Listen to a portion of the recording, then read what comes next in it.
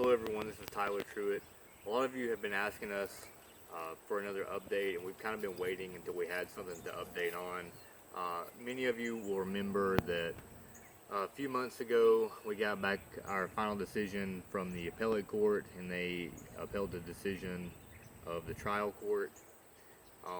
So I had filed a petition for a writ of mandamus to order the judge to set aside that judgment because of the fact that they actually didn't even follow their own rules of court procedure when they did any of that stuff. The judge didn't have the authority to order us to move the house, and they also didn't follow the rules of sentencing set forth in the Alabama Rules of Criminal Procedure. And I'm going to try to get that uploaded into a Google Docs so that everyone who's interested in that can take a look at that for themselves. Recently, a couple of things have happened since then. We finally got notice back from the appellate court saying that request for the writ of mandamus was denied, and they denied it based on the fact that they said it was untimely filed. I disagree with that. The rule in the rules of appellate procedure actually say that it must be filed within a reasonable time frame. We filed it on the day that the final judgment from the appeal was to go into effect. So on the day that the actual judgment was to go into effect against us was when we filed for the writ. And I really feel like they're just using that as an excuse, because throughout this whole process, they haven't addressed any of the issues that I've brought up. No one's ever told me, well, you're wrong about this. They just always try to find some excuse for why they don't want to look at the arguments that we're making. And I think it's because they know that I'm right, but they just aren't going to admit it. And the other important thing that's happened is that last week, the Huntsville mayor, Tommy Battle, was reelected. So we're still living here in our house, basically in defiance of the city that's ordered us to move.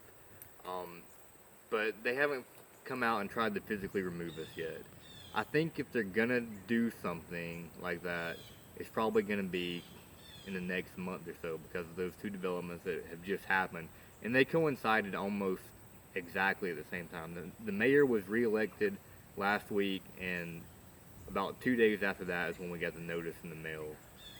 So I think if they're going to try to do something, they're probably going to try to do it soon. So for all of you out there who have been watching, been following this story, I'm just asking you to keep an eye on this for the next month or so to see how things develop. I firmly believe that we've only been allowed to stay here this long because of the support from all of you out there. I know a lot of you have contacted us, and a lot of you have called and written letters to the city, and that puts a lot of pressure on those officials, and they don't want to create a bad public image for themselves and for the city. So I want to thank you so much for your support and your help. I think you guys have been absolutely crucial in this fight so far. For those of you that are trying to contact us through the page, I try to get back to most of you when I have time to answer. We have a lot of people contacting us. If I've skipped you, then I'm sorry. It's not personal. I try to get back to as many of you as I can. Sometimes it does take a while, though.